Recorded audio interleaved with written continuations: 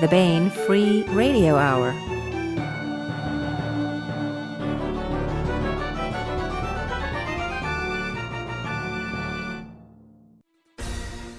On the podcast, Cthulhu in the morning, Cthulhu in the evening, Cthulhu at supper time. If you're an East Coast academic dabbling in things you oughtn't to and want more Cthulhu, all you have to do is scream, which doesn't rhyme, but is true. Plus, we continue with the complete audiobook serialization of Son of the Black Sword by Larry Correia, all right now.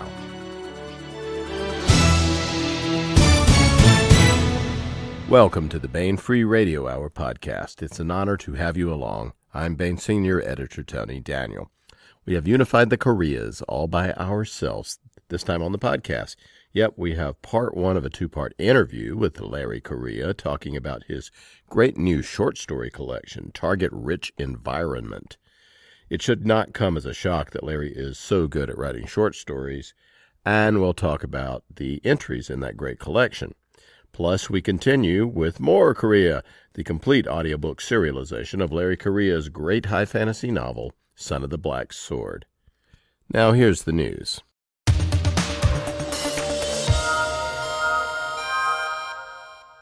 Happy Labor Day weekend. My granddaddy was a coal mine and steel mill electrician in Birmingham, Alabama, and a proud Union man back in the day, so I kind of used this weekend to remember him and to grill up a bunch of stuff that perhaps better remained ungrilled. But we have fun. And September hits with a bam, and the new September Baen books are here starting on Tuesday. These include Target Rich Environment, a collection by Larry Correia. Together for the first time, here are 14 action-packed tales of demons, monsters, vampires, and cosmic horrors, too terrible to name, and the men and women who take them all down. Toss in an interdimensional insurance salesman for good measure. You'll also find an elven princess from the pages of Monster Hunter International, which is not your normal elven princess, a samurai pirate with a blood vendetta against an extremely large sea beast, and a magic-wielding PI who walks the mean streets of Detroit, and much more. We'll talk with Larry more about this great compilation in a moment.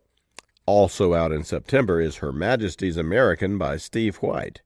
The Union Jack takes to space. It's an alternate future where the British Empire never crumbled. The spaceships of Her Majesty's Navy work to keep the spaceways safe, but there are those among the stars who are not so happy being subjects of this British Empire. In the Tau Ceti system, a cauldron of trouble brews as a terrorist faction of the rebellious Sons of Arnold attacks the Empire from within, and warships of the theocratic caliphate enter the system, prepared to do their worst to destroy the hated enemy. Yet standing against the coming anarchy and tyranny is one intrepid spy prepared to risk all for Queen and Empire. Target Rich Environment by Larry Correia and Her Majesty's American by Steve White are both available at booksellers everywhere. What a great September it's gonna be.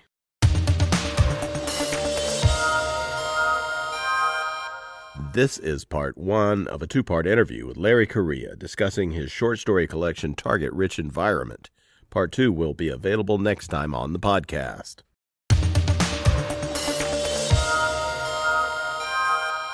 I want to welcome Larry Correia to the podcast.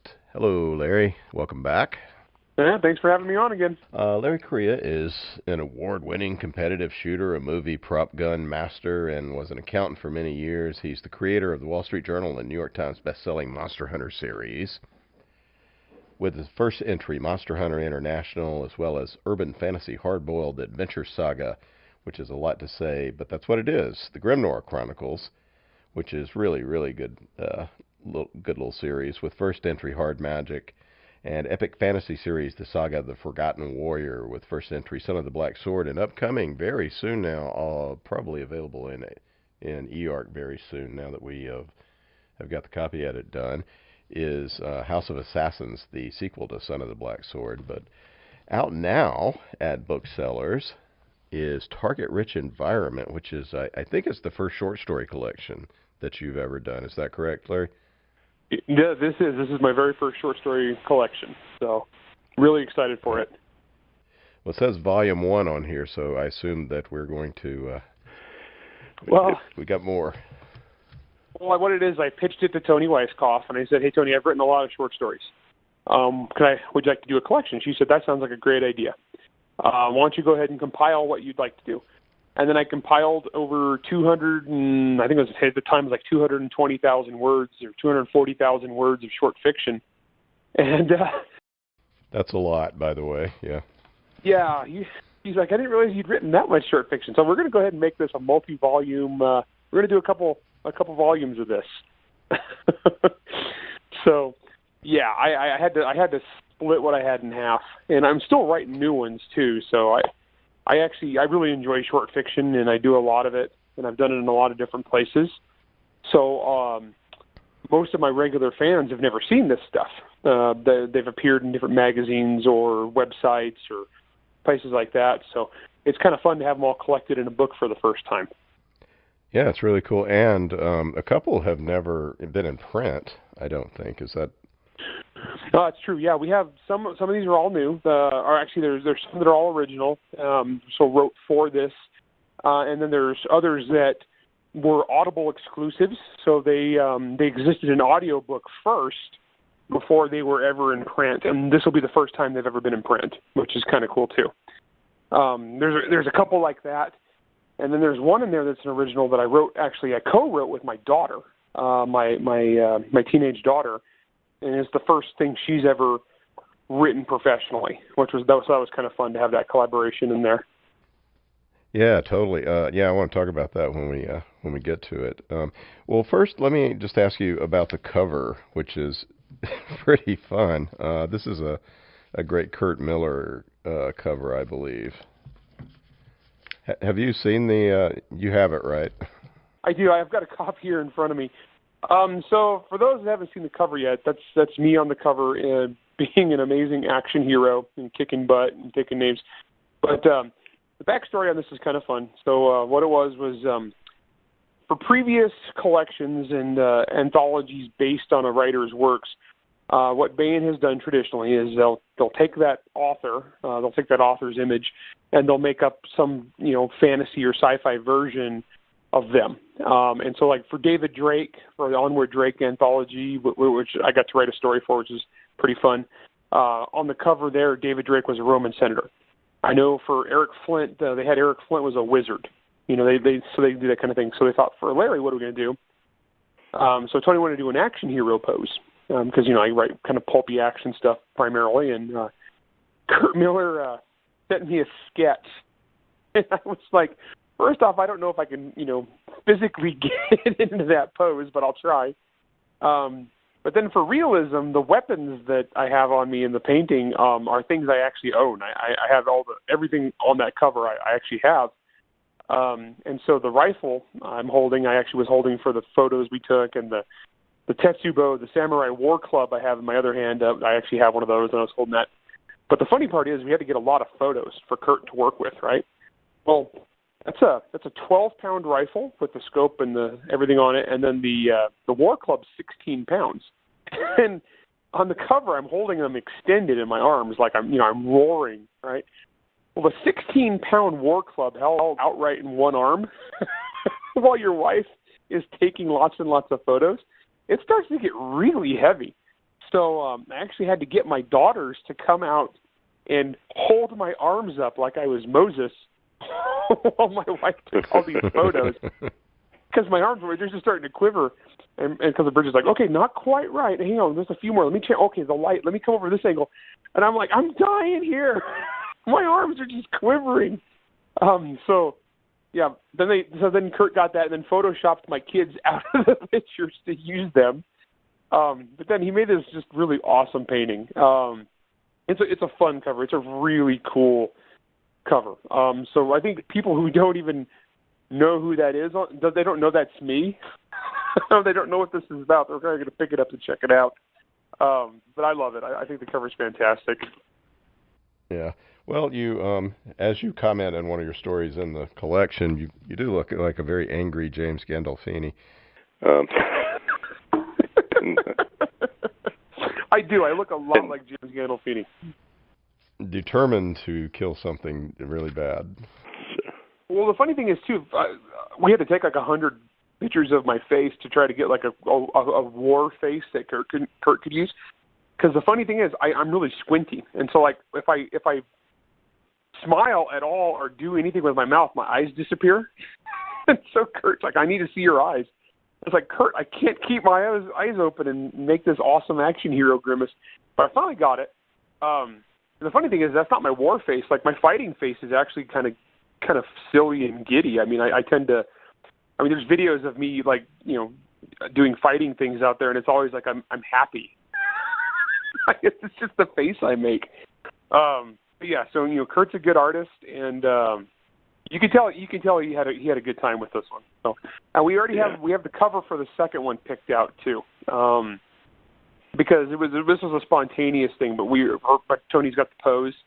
We were at a book signing in Texas, huge book signing. We had 150 people show up at this book signing in Texas, and one of the guys in the audience had brought a stuffed manatee. If you know my fans at all, you know it's kind of a running joke with us is that my spokesman is Wendell the manatee. Right? Mm-hmm. So he brings this big stuffed manatee, and he wants me to pose with it. And so I go, what the heck? So I do the Atlas shrugged pose. You know, so I'm kind of like all hunched over, and I have the manatee. I'm holding the manatee above my head. Well, then my wife was there in the front row, and she saw that, and she thought it was hilarious. So she runs out of the audience and throws herself on the ground and hugs onto my leg like it's a Boris Vallejo, you know, kind of Conan, Frank Franzetta pose. Mm-hmm. So a bunch of people in the audience, it was just spontaneous, and a bunch of people took the photo. And Tony Weisskopf, when she saw that, she's like, yep, that's the second cover. That's what we're doing. So I'm going to be Atlas shrugging it with a manatee and my wife, you know, dramatically holding onto my leg. Well, that's very cool. And the stuff of... It's pretty awesome, actually. I have the weirdest stuff of teenage fantasies everywhere. Yeah. You finally got to be a Franzetta cover. That's like, is there really anywhere else to go, Larry, after this? It is so Conan, it's ridiculous. But yeah, so that picture went all over the internet. It was just because it was fun. It was obviously, you could tell in the photo we're having a good time, and you could tell that Bridget was having a good time with it. And so, yeah, I'm sure they'll just make the manatee look bigger and more dramatic. Yeah. Well, from what I hear of you and Bridget's exercise routine, she should be the one holding up the giant thing. So. No, she's cardio, and she doesn't lift weights, but my gosh, she runs and runs and runs and runs. Yeah, she's a runner. She does half marathons for fun. The joke was at LibertyCon, she ran a 5K on accident. Because what it is one morning in Chattanooga, she just went out for a jog. And it turned out there was a 5K going around that neighborhood, and she didn't realize we're not from there. So she ran around the corner, and there was just a bunch of people running, and so she just started running with them. And it turned out she entered a 5K on accident, and just ran that to warm up, and then came back, and she's like, "Hey, I guess I ran a 5K this morning." I'm like, "Well, that's great." So that's my wife. She runs races on accident. She's kind of a beast. Yeah. So, well, let's talk about the stories. The first story you lead off with is Tanya, Princess of the Elves, which is maybe I don't know if it's the strongest story I ever wrote, but it's probably the best known and the one that sticks with readers the most of anything because I hear about it from readers. I mean, it's a great story. Don't get me wrong. It's just a cool idea. Well, it's funny because it was originally started out just as a joke on my blog because, the very first scene was actually basically what turned out to be a deleted scene from Monster Hunter Alpha. Because originally in Monster Hunter Alpha, the main character in that one is Earl Harbinger, and he had a sidekick basically, which was Tanya, Princess of the Elves.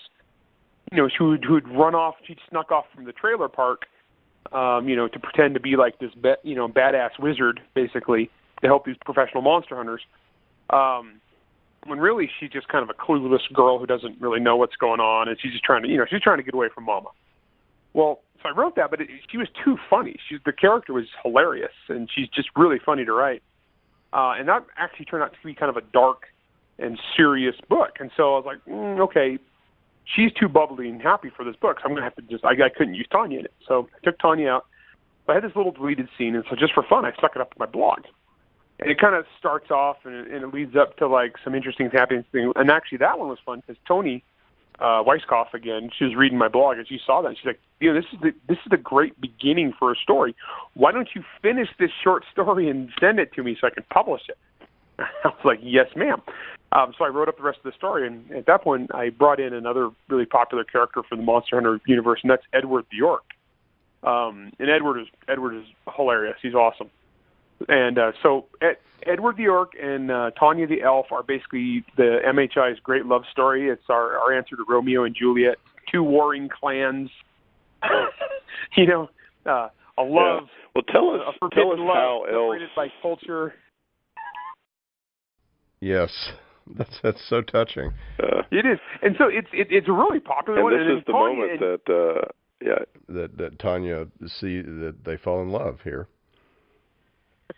And I love how they do it too. It's so cheesy. She's just like, "Hey, call me," And it's just this all these like horrible stereotypes between the two groups because elves hate orcs and orcs hate elves, and they believe all these crazy things about each other.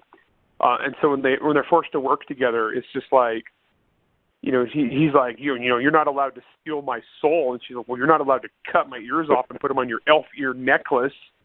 and both of them are just like, no clue what actually is going on. But then there's maybe big fight scene. Explain a little bit about what the elves are like in the Monster Hunter universe and the orcs, because they're a little different than Tolkien, aren't they? Oh, yeah. So for people who have not read the Monster Hunter series, how I've set it up is that elves and orcs live among us, but in secret. And elves, specifically American elves anyway, are kind of like the black sheep of the family, if you will, compared to European elves, which are more like what Tolkien wrote about. So the elves that wound up in America, they're basically they live in the Enchanted Forest trailer park. The backstory on that was many years ago. Was when I was writing the very first Monster Hunter novel. When I came up with the elves, I was reading, or I was writing. We were in the bedroom, and I was writing on my laptop, and my wife was reading a fantasy novel. And she throws the book down and just kind of gives this exasperated sigh. And I said, "Honey, what's wrong?" And she goes, "I'm just sick of this novel because it's just doing the same old thing. And that it's got elves, but elves are always the same. They're always these, long-lived and magical and beautiful and one with nature." It's like, I'd like to see people do something different with elves instead of just rehashing Lord of the Rings over and over again. Why can't we have redneck elves or something? And she said that, and I was like, oh, that's beautiful. And I immediately, I used to live in Alabama, so I know my stereotypes about rednecks, and I was like, all right, let's have some fun. And I loved it. And so I just started writing redneck elves and lived in the Enchanted Forest trailer park. Also, they're a hoot, but then if you have elves, you got to have orcs. And so the orcs were, I made them kind of like, my orcs are called. They're basically heavy metal. They're just metalheads.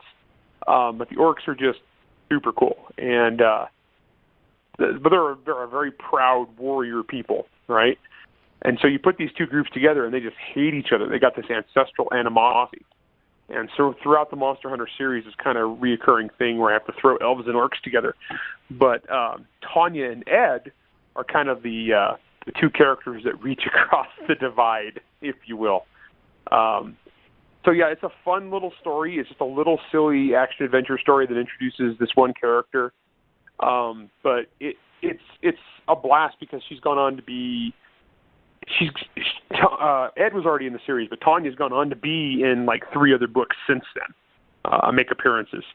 So she's rather popular amongst the fans, and I've also had Tanya the Elf cosplay show up at different conventions I've been at, which is always kind of oh man, yeah, as you can imagine. Down to the tattoo, the tramp stamp, or oh yeah, tramp stamps, the elf ear. I mean, usually the big hair, tank tops. I've had them with the pink They've done the pink deer hunter camouflage, bows and arrows even. No, yeah. So I've had quite, and I've had a whole family one time. They did the Queen of the Elves, Elmo the Elf, and Tanya the Elf. One time showed up to a con. We had some great photos together. The Queen had curlers in her hair and was wearing a muumuu. And she had bunny slippers. That is really when you know you've made it as a writer, when somebody cosplays as your secondary characters. That's great. No, just because it was kind of a fun, lighthearted one to start out with. So that was a good one. I was happy to finally get that in print, because previous to that, it had just been on the Baen webpage. Yeah. Well, one of the things that we find throughout the book is this, and in your Monster Hunter series too, is I don't know, you have a strange preoccupation with Cthulhu Mythos that just creeps into everything you write in one way or another. I share a birthday with H.P. Lovecraft. We're both born on August 20th. Yeah, I guess that explains a lot. And with me, it's H.P. Lovecraft and Ron Paul. We all have the same birthday. I see. It explains a lot. That does explain it. Yeah. Yeah, no, I did do a Cthulhu story in there, yeah. Yeah, this is a science fiction. All right, in case anyone wonders, Larry Correia certainly does write science fiction, and Dead Weight Streaming is a science fiction story. That is also a sort of Cthulhu story, right? Yeah, so that originally appeared in an anthology called Space Eldritch. So the idea was it was horror stories, or science fiction horror stories that were inspired by the Lovecraft mythos. And so I got invited to be in that. I sounded like a lot of fun. And I'm not primarily a horror writer, in that I can write scary stuff, but primarily if I'm writing horror-type tropes, they tend to turn into action-adventure stuff, because I write protagonists that are kind of action people usually. But in this case, I wanted to go straight up. I wanted to see if I could write a truly creepy, scary horror story, and I think I pulled it off. Actually, I heard from a bunch of people that are like hardcore horror people that just were really kind of blown away by this one. Michael Brent Collings is a fantastic horror author. He's written some great books, and he's really good at horror. And he loved it. He was kind of surprised. He's like, "Dang man, stay in your lane." But yeah, that one I enjoyed. I used up years worth of every creepy dream image I had. Like every bad dream I've had for years. I think I shoved them all into this book, or into that story. Well, it's a story about a guy who has only dreamt once in his life, right? So what it is, he was normal up until a point, but the way I've set up space travel is that they're kind of slipping in the space between worlds when they're traveling from system to system. And they discovered early on, as mankind, after we discovered this technology to faster than light travel, you cannot be awake during it. If you are awake during it, it's extremely mentally damaging to you. And so first early space travelers who went faster than light experienced all sorts of psychotic issues and breaks and that kind of thing. So we had to develop basically systems that of stasis, where they put you in a medically induced coma for space travel.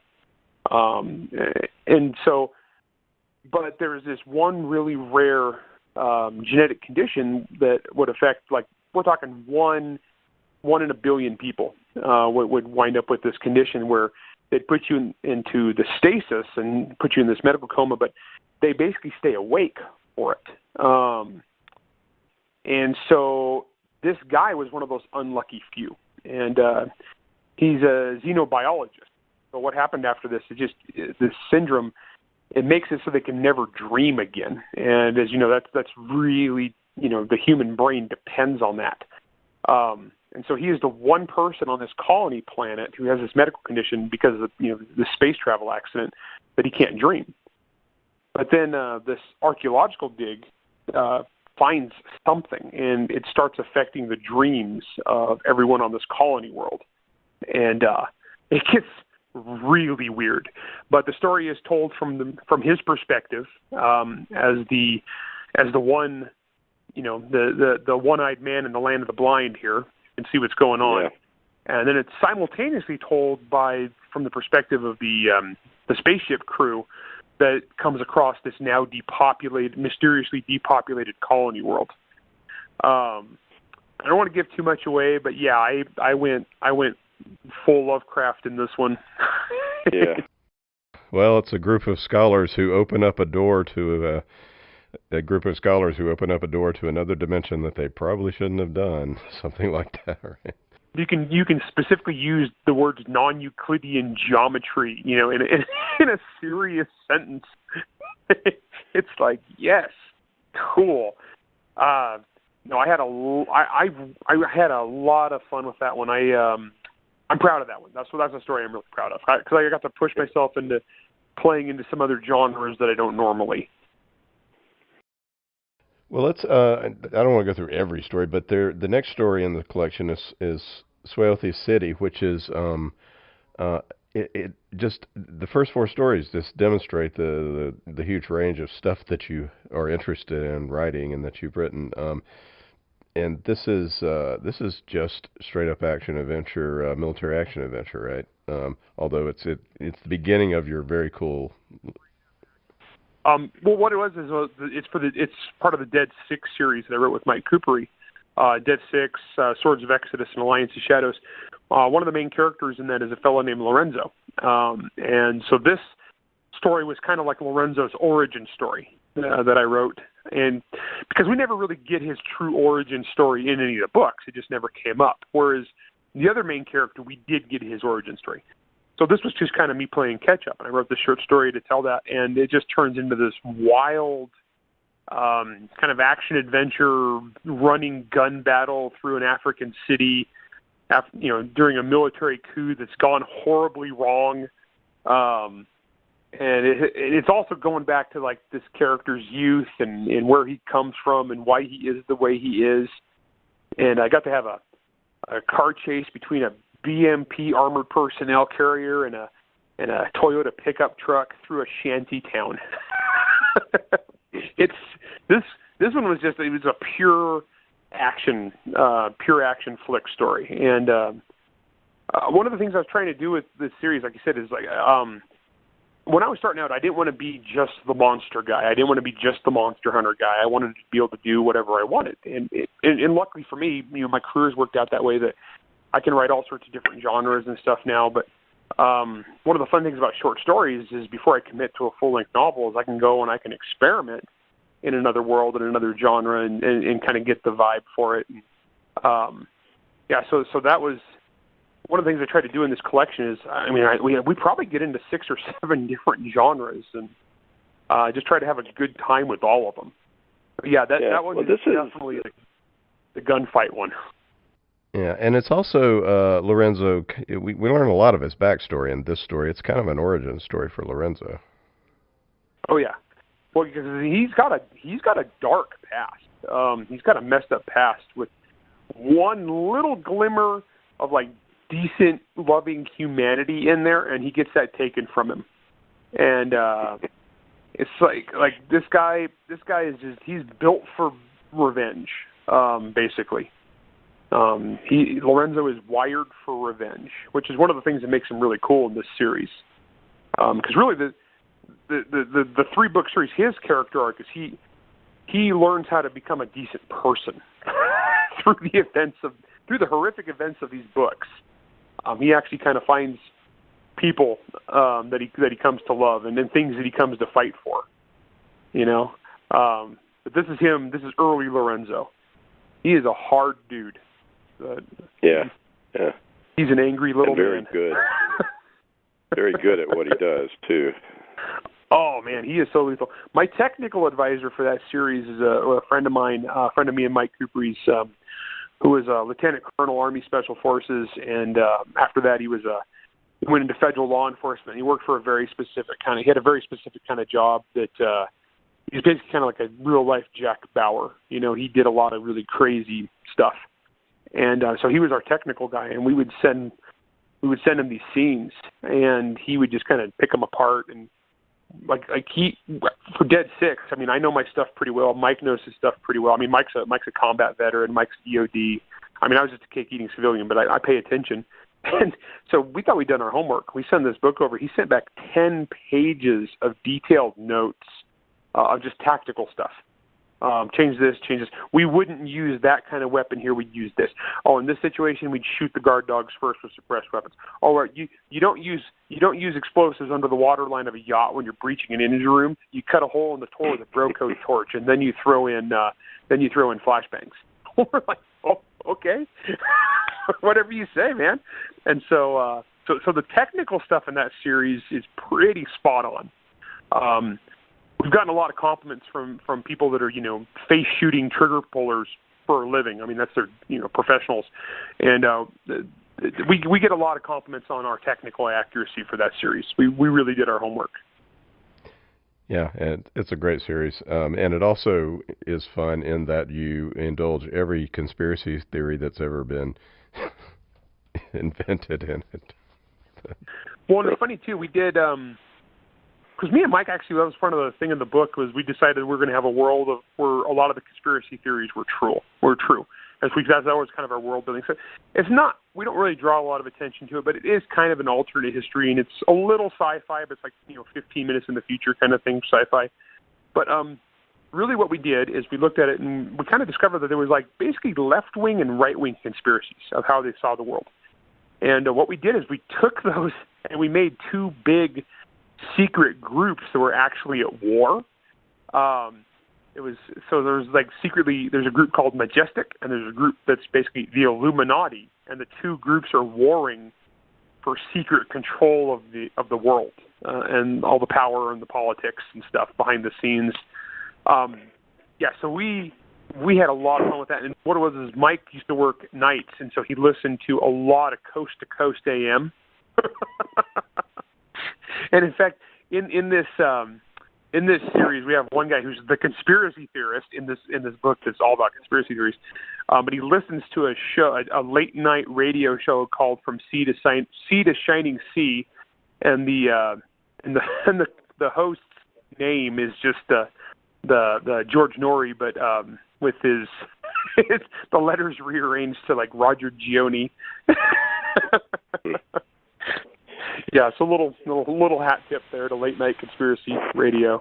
So the next story in the collection is a really early story of yours called The Bridge, which I thought was really fun. It's almost allegorical, not quite, and it's just it's a fun story. And it's not really set in any of your worlds, but it's very Korea-ish. That story was actually and the editor was Mark Tassin, and what it was is he had put together a role-playing game setting, and I knew Mark Tassin from he used to run the Gen Con Writers Symposium, and great guy, and he approached me about doing a story in his game setting for this anthology that he was putting together, and you know, I get asked for that a lot, but I was like, well, you know, let me check it out and see what I think, and so he gave me all the source books, and I read through those, and it was actually kind of cool, and he had a couple things that like people hadn't really, you know, other authors hadn't really stuck out what they wanted to write about in this game setting. It's just a Dungeons and Dragons kind of, you know, setting. And so, but one of the groups was kind of these world hopping Romans, and they had amongst them, they had kind of like this order of mystical fighting arts where they had different competing schools, kind of like a kung fu movie. And I read that, and I was like, okay, that is, like, super cool. And then at the same time, there was this other group that was, like, these creatures that lived out on the tundra in this miserable setting, this miserable, horrible, cold, bitter place. And they worshiped this god of suffering. And so it was like, and so, like, as you suffered, it just showed your devotion to the god. You know, it was Droth god. You know, it's like, and so every time something miserable would happen to these guys, it's like, oh, that's just the will of Droth. This is good. It's good that my village burned down and we're all starving. This is what he wills, you know? And so it had these two ideas, and so that gave me an idea for two characters, and I put these two characters on a collision course. And it was basically that's the plot of that. There is kind of like an old kung fu movie, only set in a fantasy world. And that was a good one. I was gonna say, because I was in that anthology with quite a few like big name, right? And I was fairly new still when this came out, if I recall correctly. I have to go look, but I was in there with some like big name writers, and I just remember in the reviews a lot of people saying, "Hey, this Correia guy had like a really good story." A lot of people say this is the best one in here, and I was like, "Whoa, maybe I can write short stories." Well, it's a lot of fun. I really enjoyed it. It's kind of like a Billy Goat Gruff with swords, in a way. I don't know. Yeah, it very much was. A lot of times on short stories, you don't have a lot of time to you don't have a lot of room to work. You're limited to 5,000 or 10,000 words, and so you got to get to like the nugget of the story really quick. And so that one worked because it had two interesting voices, and I just got to smack them together and see what happened. And so that one worked. That one worked really well. I'm really proud of that one. It's a really fun I keep saying story. I'm proud of that because I didn't put anything in here. I didn't put any short stories in this collection that I didn't like. That's good. A collection's a chance to show off. Exactly. And, then people, they hit a clunker, sometimes they won't read the rest of it. So this has got a lot of strong stuff. So now we get to then you get to the Grim Noir section. This is my favorite of your worlds. I really like the books, and these two stories are, one is kind of early in Jake's career, and the other one's after the series is over, even, I believe. Yeah. And the first one, and actually in the second volume, there's more of them too.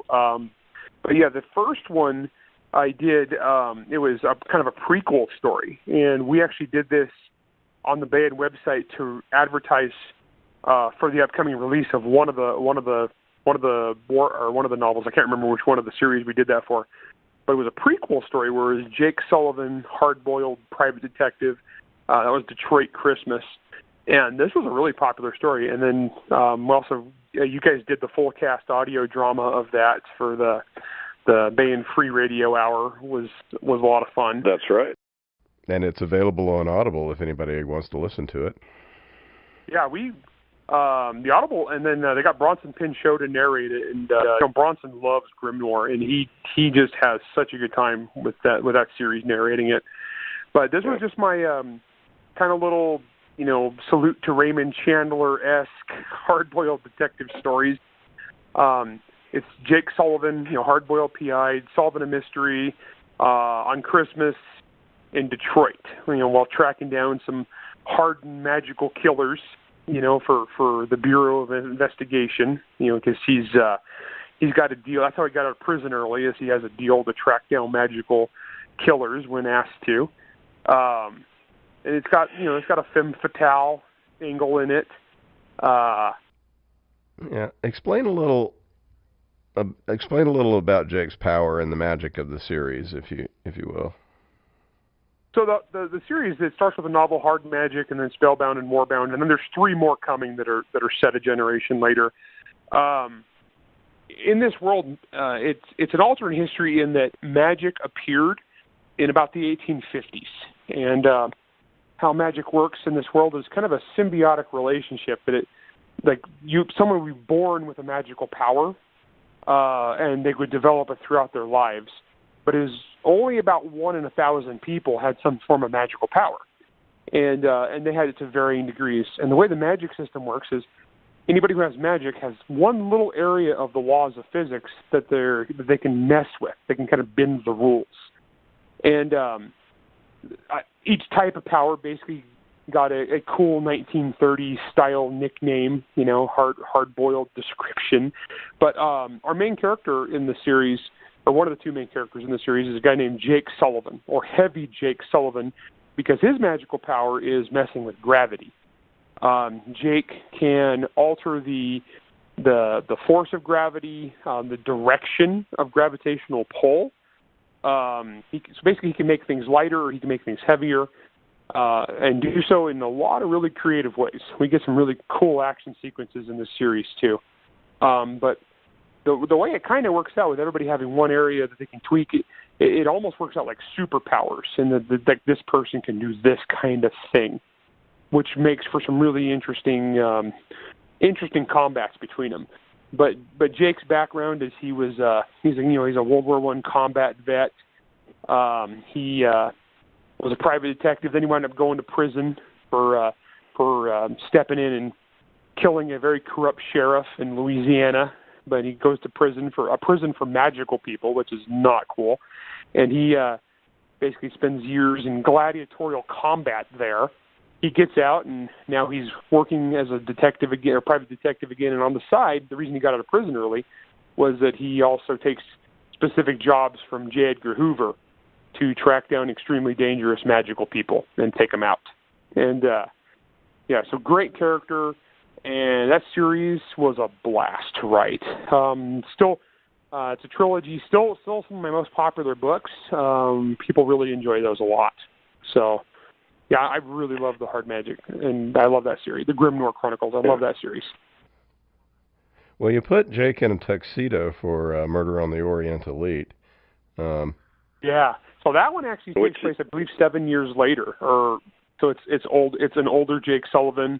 And in fact, I put a little warning in that one at the beginning in the intro saying, if you've not read the series, if you've not read the Hard Magic series, read it first before you read this, because there are going to be spoilers, because it does take place years later. But on that one, it was really cool for me to go back and take this character that I loved and kind of revisit him and see where he's at today and what's going on. So a little older, more. He's had some good things happen to him for the first time, and a guy who's had a really hard life. And that one, as you can tell by the title, Murder on the Orient Elite, what I was going for. But it's a mystery aboard a luxury dirigible crossing the Pacific Ocean. Oh wait, no, crossing the Atlantic Ocean.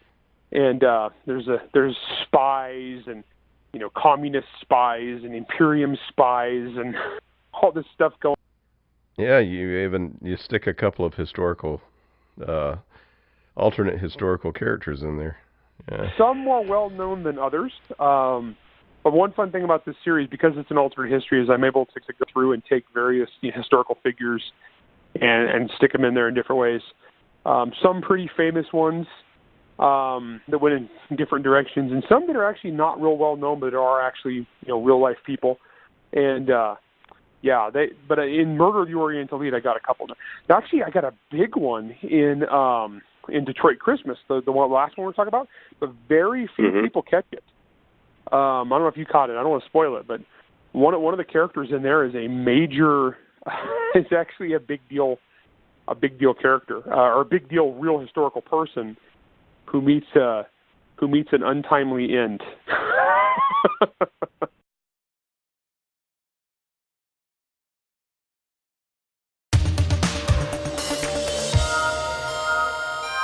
That was part one of a two-part interview with Larry Correia discussing his new short story collection, Target Rich Environment. Part two will be available next time on the podcast.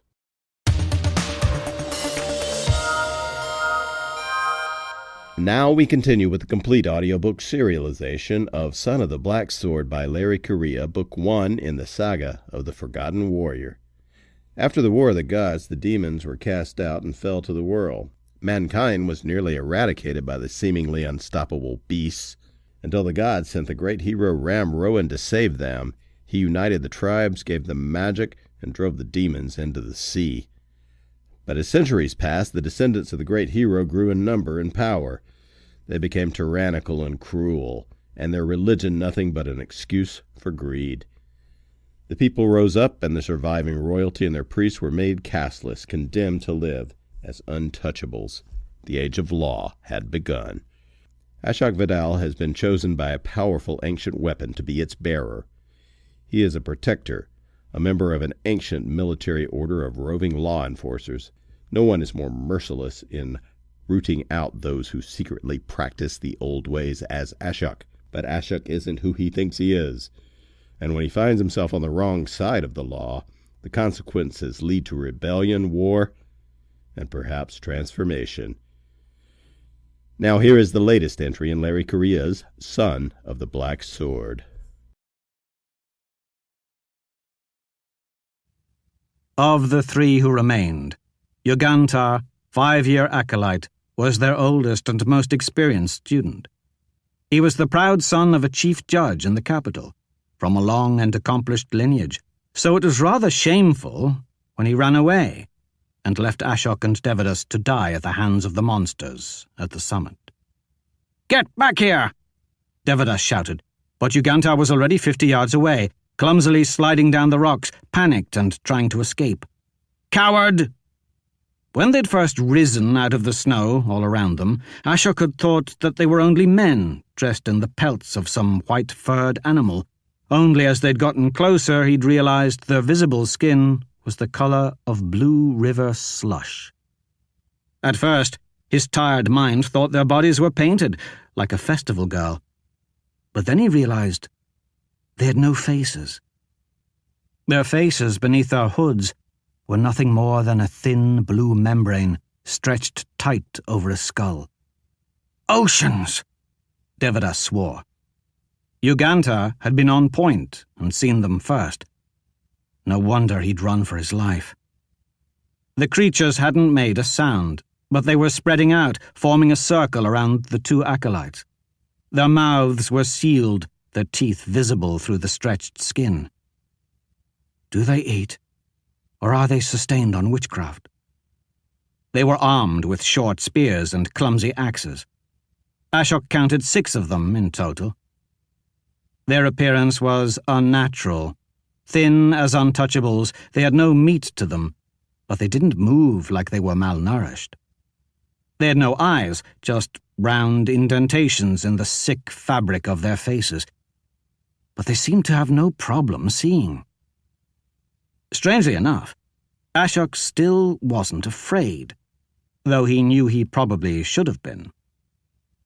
This was the sort of thing stories were told about to scare children, or so Ashok had been told, because he really couldn't remember his own childhood. He raised his voice and shouted, "We're from the Protector Order, on official business. It's illegal to block our way. Move aside." Rather than answer, the things kept trudging through the snow toward them. "They're abominations," Devadas hissed. "I don't think they obey the law." "Everything must obey, or deal with the consequences. What are they?" "I don't know. Witchcraft. You're the one that never forgets the lessons." Devadas drew his sword. The blade was southern, heavy, and forward-curving, designed for chopping off limbs. He took one last look at their fleeing companion, probably debating if he should follow. But he turned back to the fight. "Damned idiot, Yug. There's nothing down that mountain but starvation. We get to the heart, or we die. Get ready." Ashok drew his own sword.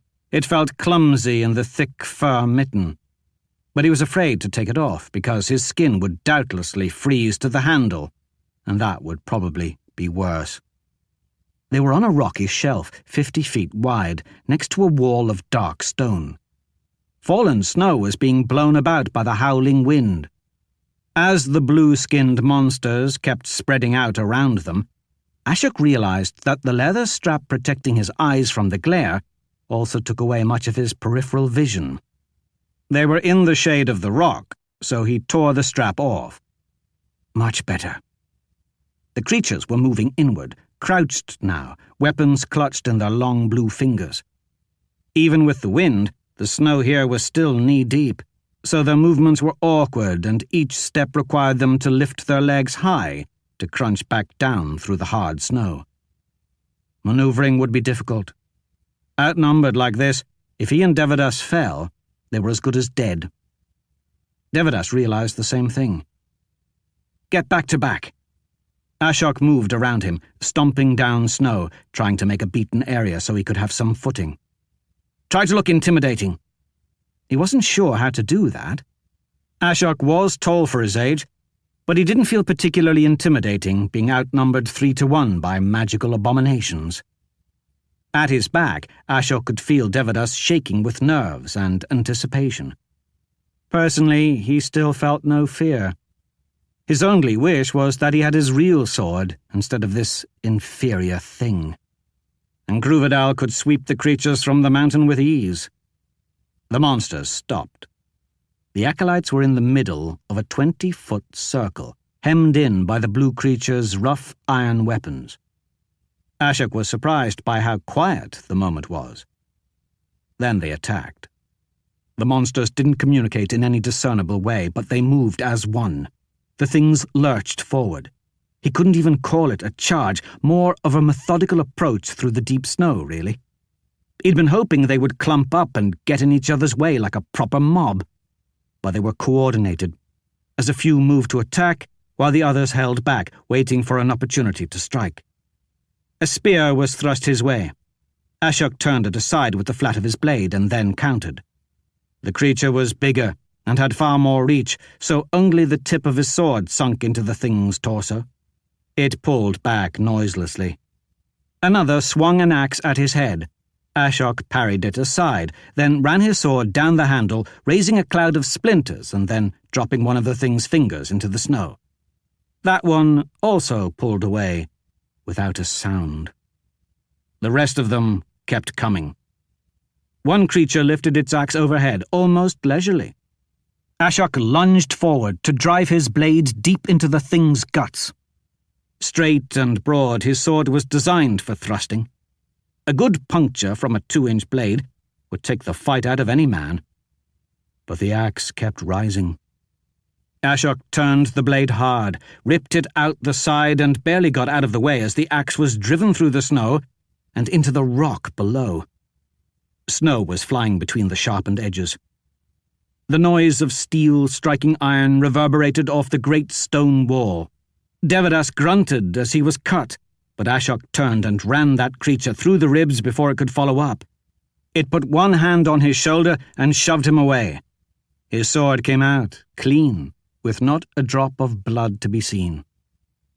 The two of them were turning, meeting attack after attack. Devadas lowered his body and swung around to strike the monster closest to Ashok in the leg, while Ashok attacked over Devadas's shoulder and punctured a creature's neck. The attacks stopped. His pulse was pounding in his ears. His breath was coming out in gouts of hot steam. There wasn't enough air.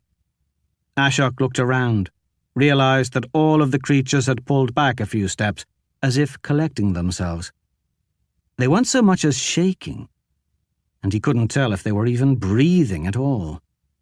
Despite receiving several lethal blows, all 6 of them were still standing. "They're not dying," Ashok stated. "I can see that," Devadas snapped. Devadas had lopped one of their hands off. The severed appendage was lying in the trampled snow at his feet, blue fingers still twitching, so he kicked it away in disgust. The monster who'd lost the hand went over, picked it up, and casually stuck it inside its furs for safekeeping. Perhaps it would reattach it later somehow. Ashok really didn't know that much about magical abominations. "Run for the heart!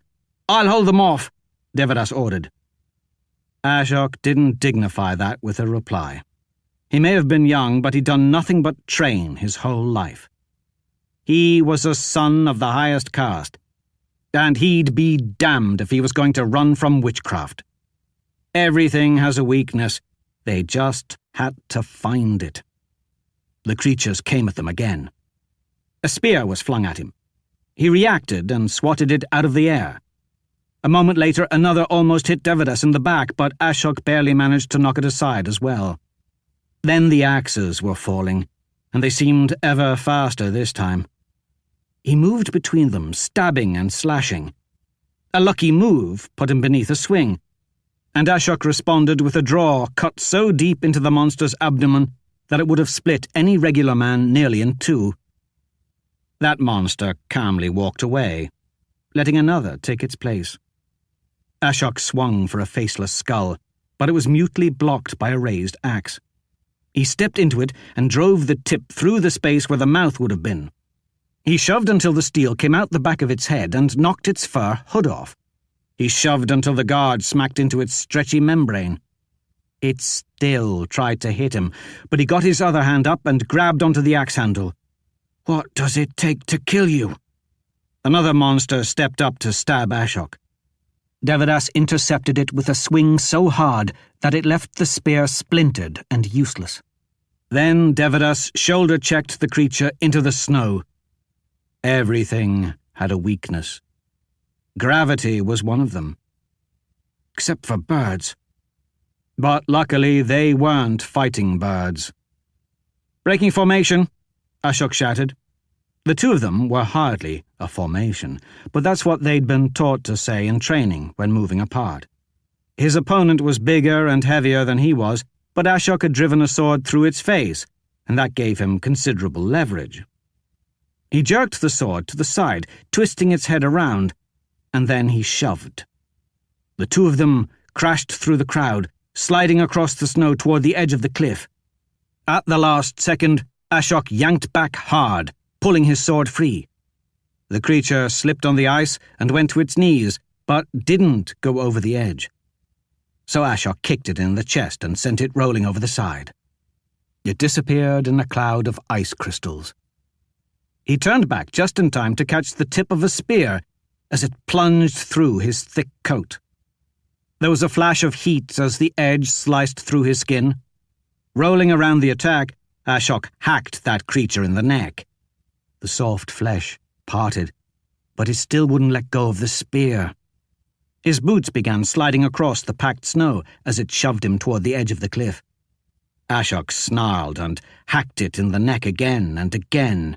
The rubbery substance came apart beneath the well-honed blade until its head parted from the neck and hung there, attached only by a flap of skin. It still didn't die. "Move right!" Devadas shouted. Ashok didn't hesitate. He threw his body to the side, spear still twisted through his clothing, as Devadas crashed into the monster's back, sending it flying off the ledge and into space. The spear was yanked out, slicing a new cut across Ashok's body, just above the first. The remaining monsters pulled away again, observing. Ashok could feel the blood running down his stomach. Devadas was grimacing and there was blood running down his scalp from where he'd been struck. They were both panting. He was thankful for the chance to catch his breath. What little of it was available up here. 2 down, 4 to go, Ashok said. "Ideas? Hack them to bits. Toss the bits over the side." He'd been hoping for something better. "Good plan." The monsters closed on them a third time. Either he was tiring faster than expected, or they'd grown much faster. The monsters seemed far more confident, and their weapon handling was vastly improved. There was nothing clumsy about them now. A minute of furious combat seemed to stretch on forever. Both sides fought with the savagery worthy of senior protectors. Ashok was only able to get in a single solid hit, slicing his blade through a few ribs before the things pulled back again. That one stood there, silently mocking him. Apparently, they didn't have lungs either. Devadas had done better than Ashok had, and had carved a massive chunk from one of the creature's legs. The monster was balancing itself with its spear, broken leg dangling in the snow, seemingly as calm as Ashok was. Then he looked over his shoulder to find that they'd been herded to the edge of the cliff. "They're toying with us," Devadas gasped. Sure enough, when they came for the 4th time, the creatures struck like lightning. Their strength was incredible. Too fast. Devadas's legs were swept out from under him by a whirling spear shaft, The monster smoothly recovered, raised the spear, and launched it at Ashok. Devadas swung from the ground and intercepted the killing blow, saving his life again. Ashok stabbed at that monster, but a jolt of pain ran up his arm as his sword was batted brutally aside by another. Ashok fought with all the skill and savagery he could muster, until the flat of an axe bruised his ribs and knocked the thin air from his lungs. Something else hit him on the hip, cracking bone and forcing him down. He swung for a monster's legs, but it leapt effortlessly over the flashing blade. Nothing is that fast. Something clubbed him over the head, and by the time the lights quit flashing behind his eyes, the monster he'd attacked had stepped on his sword blade, pinning it to the ice. It was curious. He'd always thought that, at the moment of death, he'd finally know what it was like to feel fear like everyone else. But there was nothing. Ashok tried to draw his knife, but a spearhead was shoved through his hood and pressed against his throat. Strange. He'd always thought that pushed to this point he'd feel something. Enough! The cold iron departed, ripping away a bit of his skin with it. The monsters pulled back again across the small battleground of packed snow, leaving the two acolytes lying there, struggling to breathe. Devadas got to his feet first. He grabbed Ashok by the shoulder and roughly hauled him upright. One of his legs was nothing but tingling, non-responsive pain. Involuntary tears were forming in his eyes and freezing there. He had to lean against Devadas to keep from falling over. Neither of them could stand on their own, but they both raised their swords. The four remaining monsters silently parted to make way for another figure. This one was also dressed in thick furs, and Ashok's first thought was that the creature's chief had arrived to finish them. Then the newcomer pushed back his hood, revealing dark human skin rather than a stretched blue skull. "Stand down, acolytes! We start them tame for the challengers. Making it to the fourth incarnation is impressive, but I don't believe you would last more than a few seconds of their fifth." Ashok recognized the speaker. He was tall and thin, but wiry strong, with greying hair and a weathered face. Ashok blinked his eyes and shook his head, but the man was still there. "Are my eyes broken?" He didn't think he'd been struck in the head, or maybe the lack of air was getting to him, because Ratul, Lord Protector of the Order, couldn't be here. Ratul had been at the base of the mountain to see them off. "Master, why... how..." Devadas stammered. "How did you..." "Silence!" The Swordmaster was known as Ratul without mercy, and he was more frightening than any witchcraft-fueled abominations. "You've kept me waiting longer than expected, but I must admit that was an acceptable demonstration. I'm not ashamed to have taught you." Coming from Ratul, that was an incredible compliment, and Ashok was pleased to receive it. His companion, however, was a bit more emotional in his response. "This was part of the test. We nearly died. What kind of brain-damaged fish-eater came up with this?" Devadas shouted as he wiped the blood from his face. Then he realized how unacceptable that emotional outburst was and lowered his head. "Forgive me, Lord Protector." Ratul had a way of glaring with his narrow, heavy-lidded eyes that struck fear into all the acolytes capable of feeling such things. "You're lucky, Devadas. Long ago I cursed my instructor on this very spot for the very same reason. Offense has been given, but not taken. You have faced the Guardians of the Heart. Don't worry about the two you tossed over the side, they'll climb back up shortly. If these had been men, you might have won. Enough questions for now." Ratul put his hood back up and began walking away. "Come with me. You have passed." "What about Ugantar?" Devadas looked in the direction the other acolyte had fled. "He didn't pass. The mountain can have him."